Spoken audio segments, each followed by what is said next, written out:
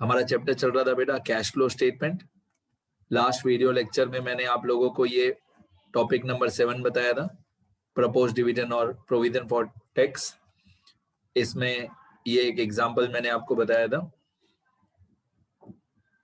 कि last year का पे करते हैं और करंट ईयर का प्रोविजन बनाते हैं।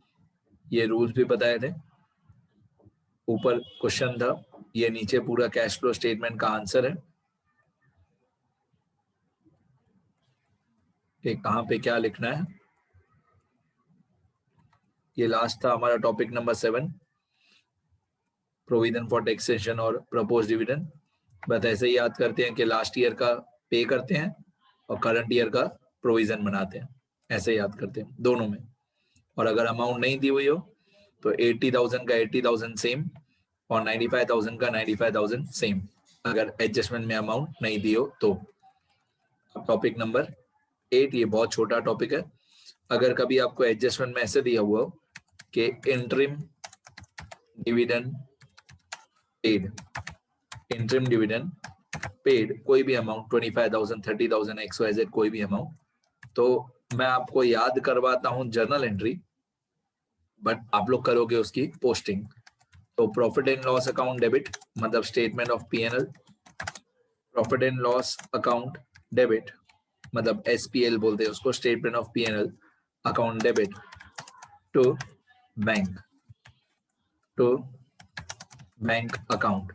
अब मान लो इंटरिम डिविडेंड पेड की अमाउंट दी हुई है 25,000 रुपीज, तो profit and loss account debit 25,000 to bank account 25,000।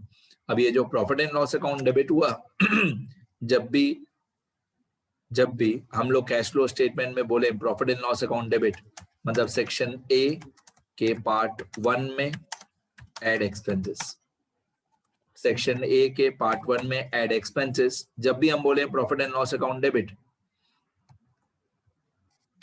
तो मतलब सेक्शन ए के पार्ट 1 में डेबिट।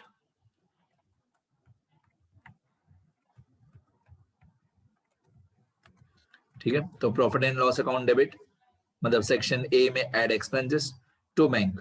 टू बैंक तो डिविडेंड पे करना एक तरीके से फाइनेंसिंग एक्टिविटी है। फाइनेंसिंग एक्टिविटी मतलब सेक्शन सी। सेक्शन ए मतलब ऑपरेटिंग एक्टिविटी, सेक्शन बी मतलब इन्वेस्टिंग एक्टिविटी और सेक्शन सी मतलब फाइनेंसिंग एक्टिविटी।